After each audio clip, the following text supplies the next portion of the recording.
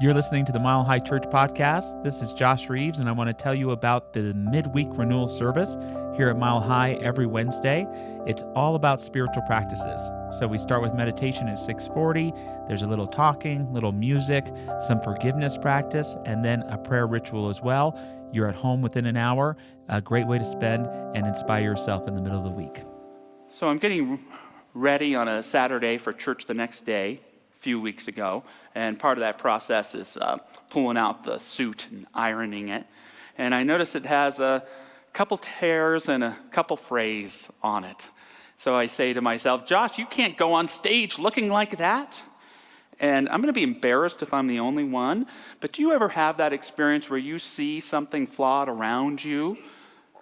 Stain on your shirt, a mess in the kitchen, a problem at work, and it triggers in you this desire to cover up and hide all of your inner flaws. Anyone ever get that? I've got to push down this mess within me, man. And so that's what that experience triggers for me. I've got to hide my flaws, or people will see the real me. And I pause and think to myself, Josh, there could be another way of going about this. What if instead of trying to hide my flaws, I embraced my flaws and admitted my flaws? I've got a little friend here. And admitted my flaws. And perhaps by doing so, I might allow you to see the real me. And perhaps inspire you to see the real you and accept your flaws as well. So I sat down and I wrote a little bit about it.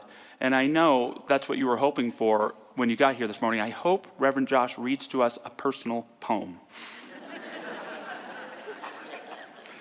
Here's what I wrote. I have these little flaws I don't want you to see. A stain on my shirt, a tear in my suit.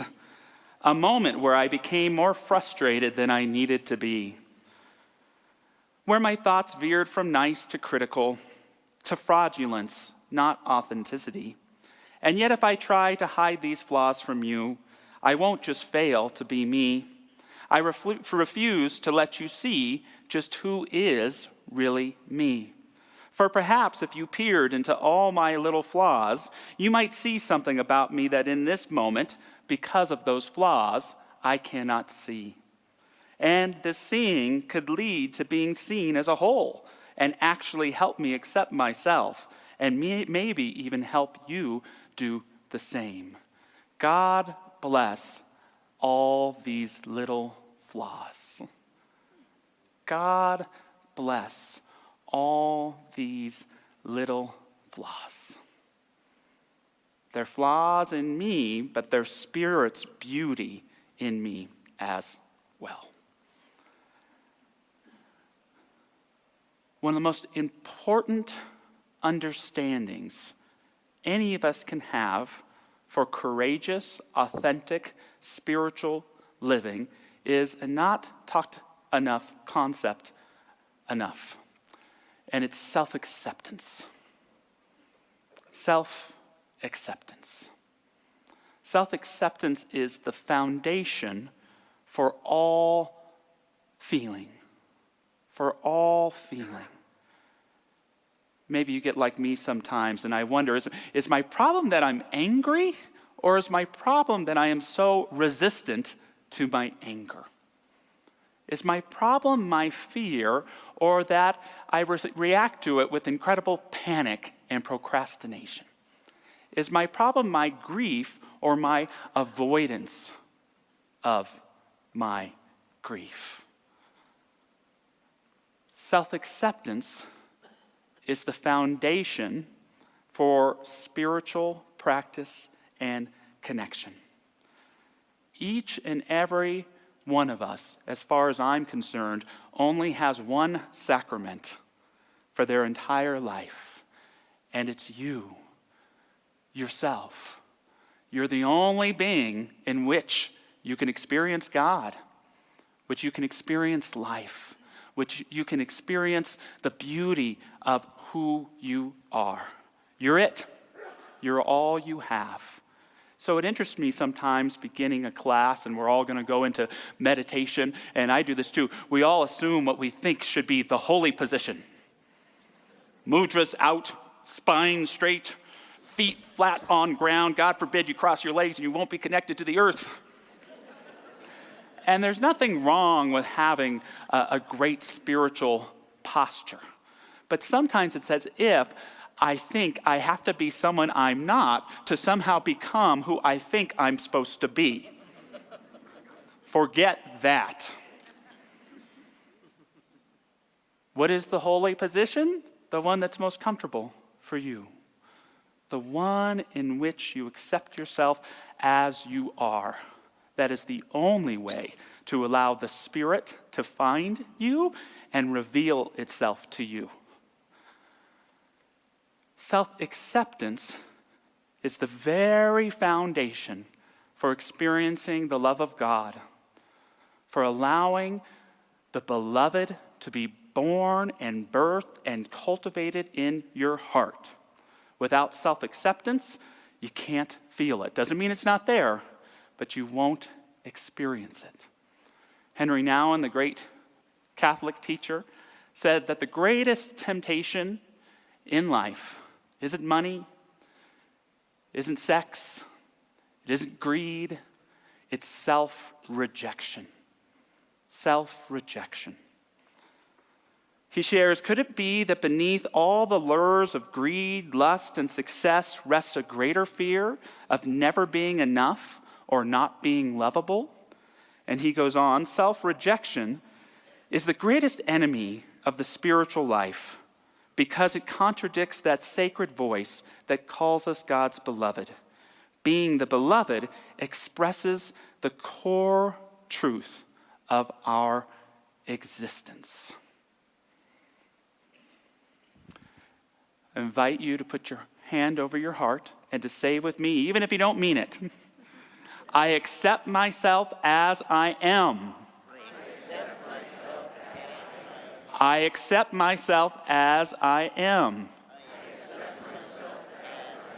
Okay, I'm going to calm down about it a little bit. I accept myself as I am. If you do that consistently, the following two things will happen.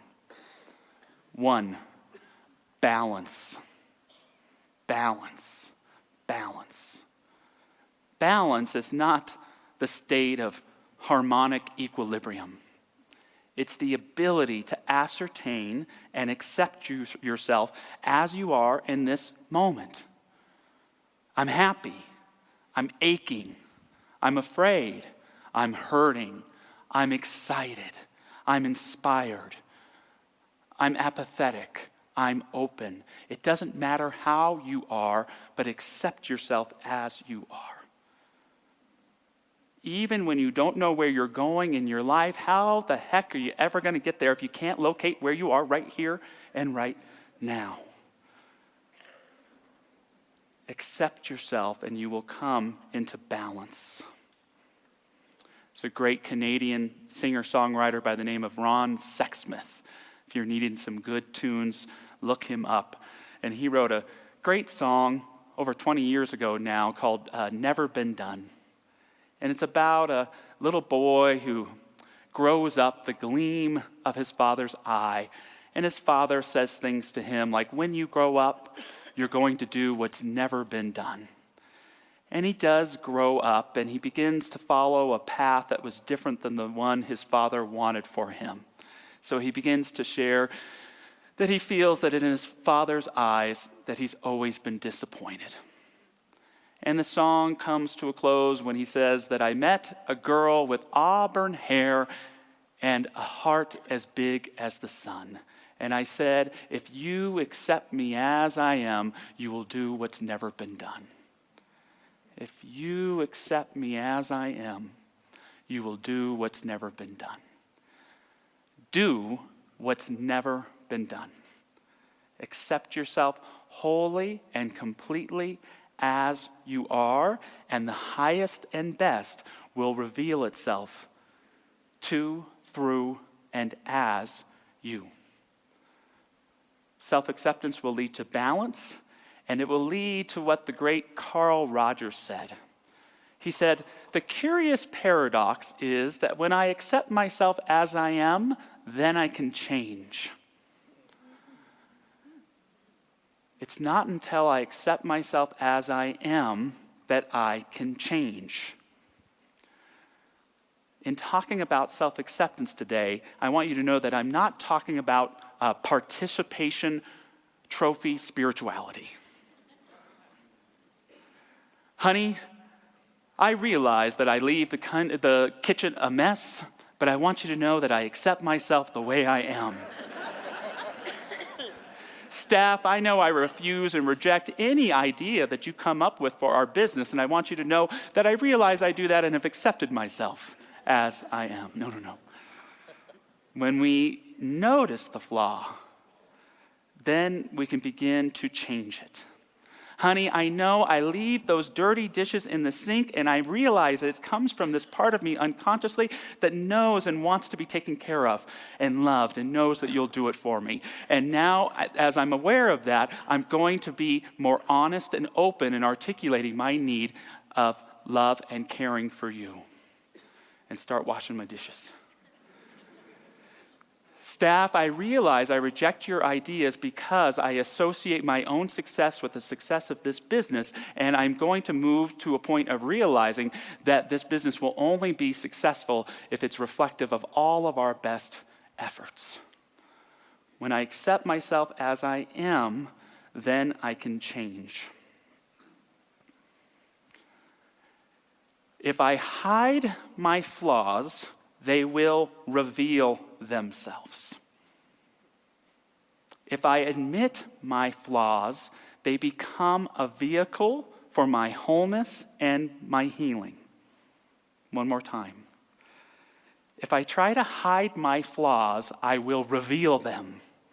If I admit and become aware of my flaws, they will become the vehicle for my wholeness and my healing.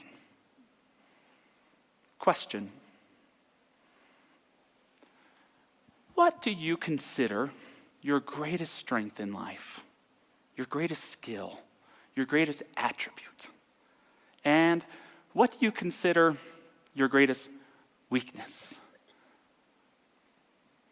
For me, my greatest strength, especially in ministry, has always been my listening.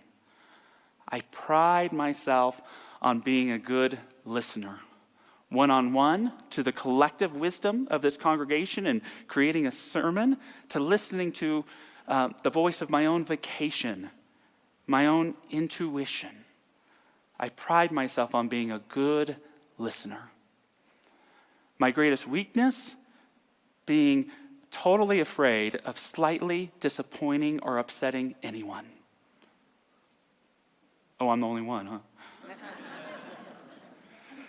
Every once in a while, I say, Josh, you know, you can't please everybody. And immediately Amy goes, watch me.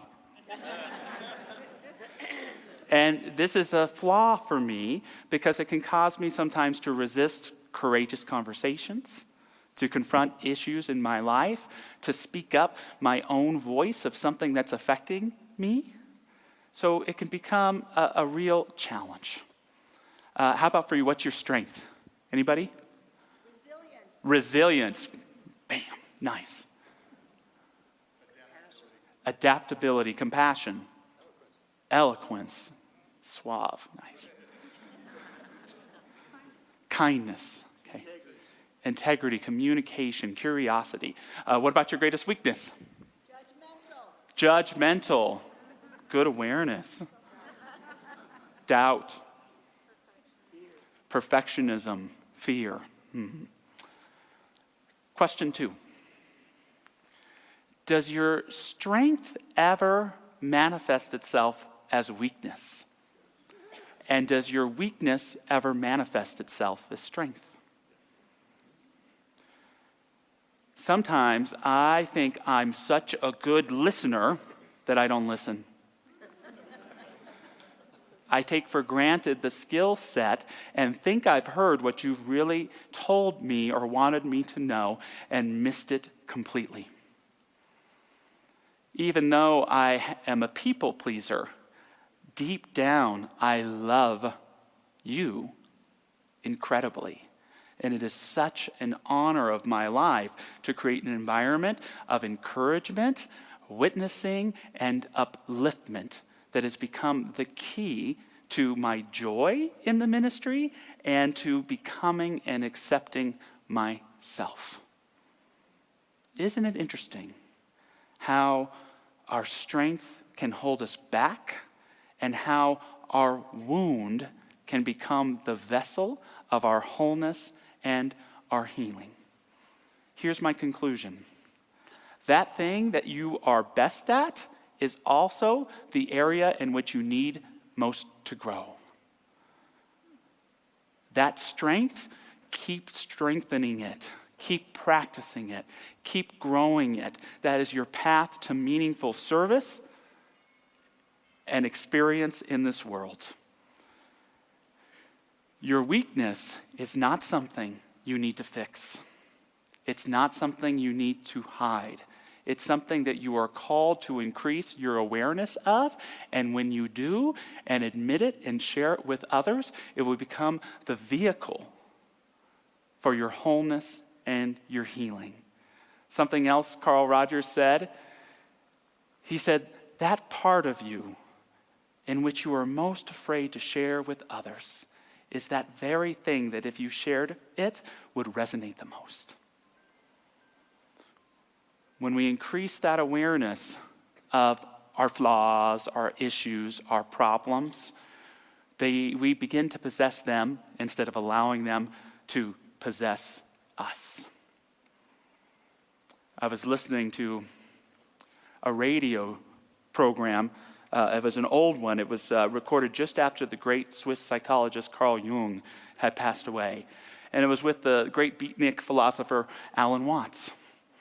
And Watts shared that what made Carl Jung so great is that he was conscious of what his evil was.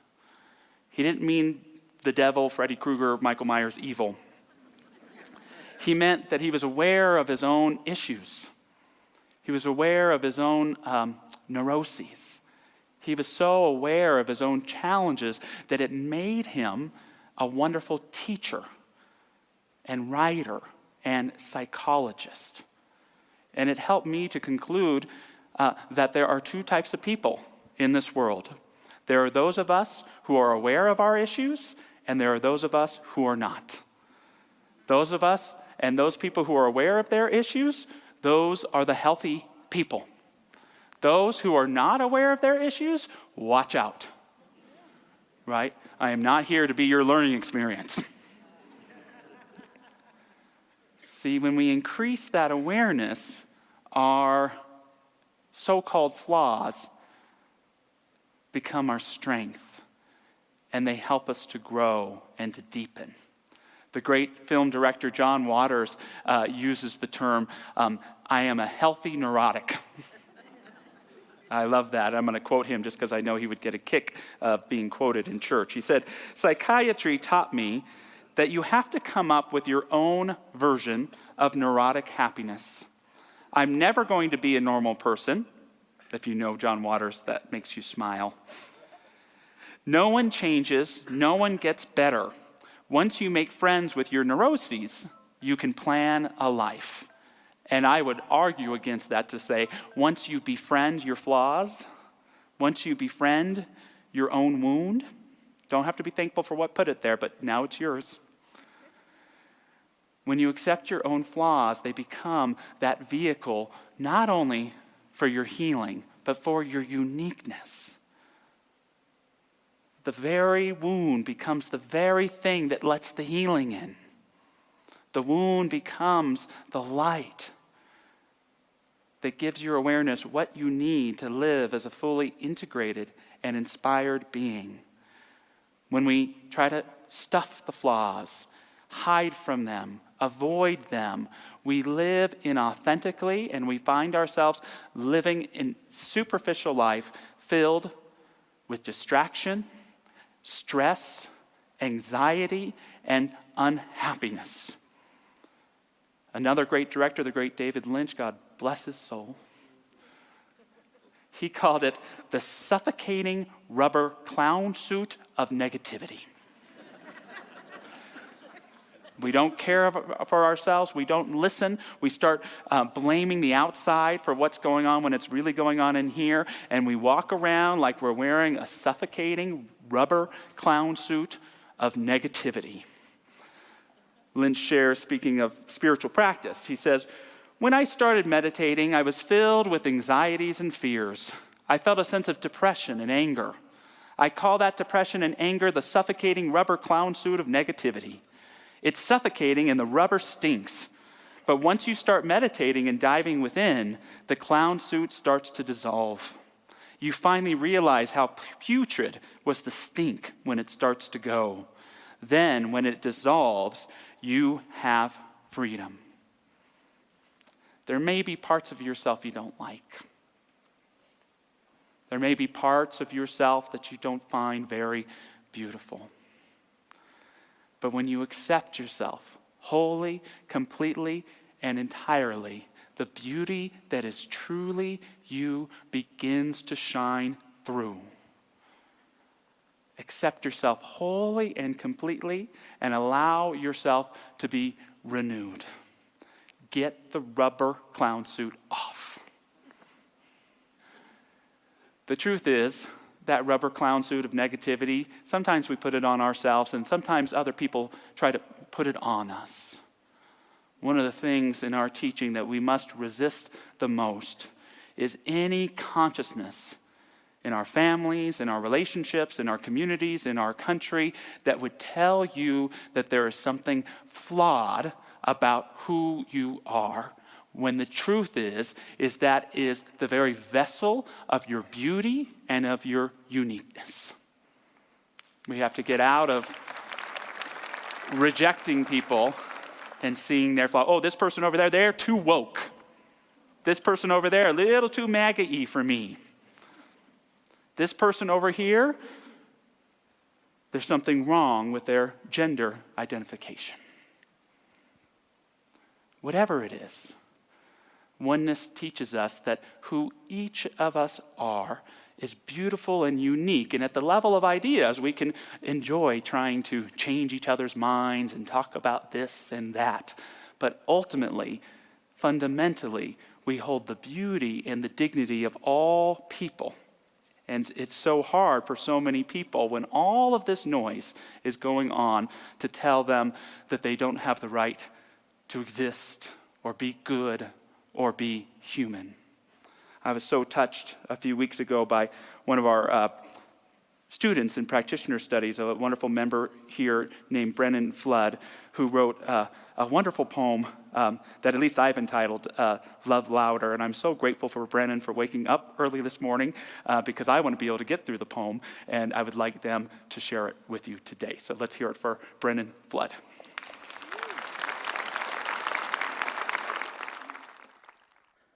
When injustice from the house on the hill is loud, is your home a place that loves louder? When the world is cluttered with ignorance, a cacophony of dissonance, they know not what they do. Forgiveness. For our faith in the highest truth is stronger. Can the hurting bring their woundedness, made sick by a collective resonance based in limitedness? Will they feel God in your presence and experience Spirit in your actions as you live your love louder? I believe in your right to hate us and the freedom of your consciousness. And it's not too late to join us as we lay down our defensiveness and diffuse the illusion of separateness. I hear the fear in your anger. For you are not my enemy. The circle of my heart is wider. Come meet me in the middle, my friend, for there is no end to a world where love wins. There is no end, for there is only oneness, only one us. When pain in the world is loud, is your heart a place that loves louder?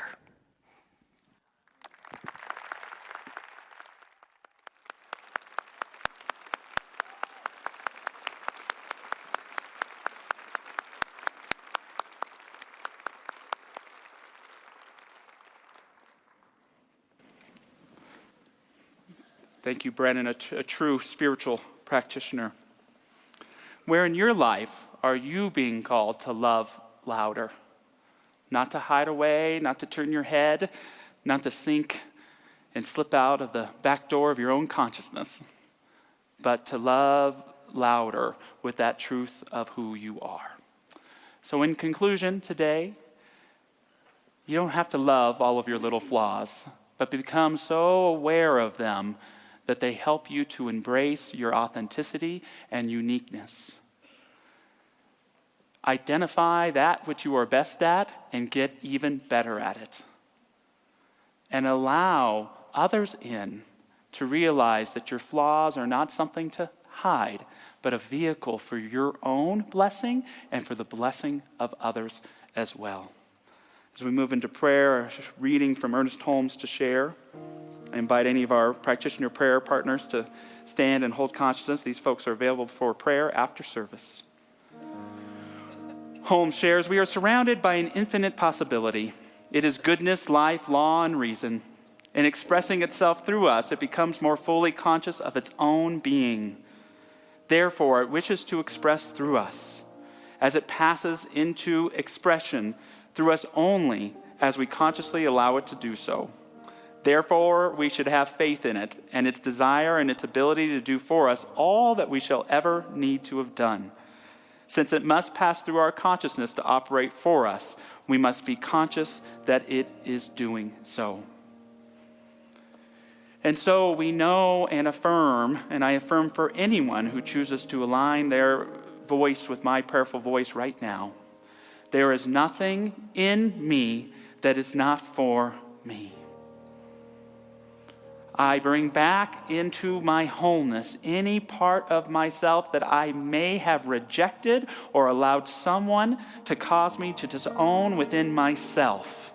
I bring all of my strengths and all of my flaws together to become the best who I am right here and right now. And I am transparent to the divine good within me. There is a divine power, a divine truth seated in the heart of each and every one of us. And through this power of self-acceptance, I embody and allow to be demonstrated my wholeness, my healing, my well-being. I embrace the richness of my life and the beauty of my ongoing becoming, at one with the divine within me, embracing all of the parts of my psyche, my body, my relationships. And I allow it to sing of that mosaic of divine peace, of divine harmony, and of the one soul that I know finds itself with great pleasure in you and in me, right here and right now. And so it is. Thanks for listening to the Mile High Church podcast. This podcast is made possible by the generous contributions from listeners like you. To make a donation, please visit milehighchurch.org.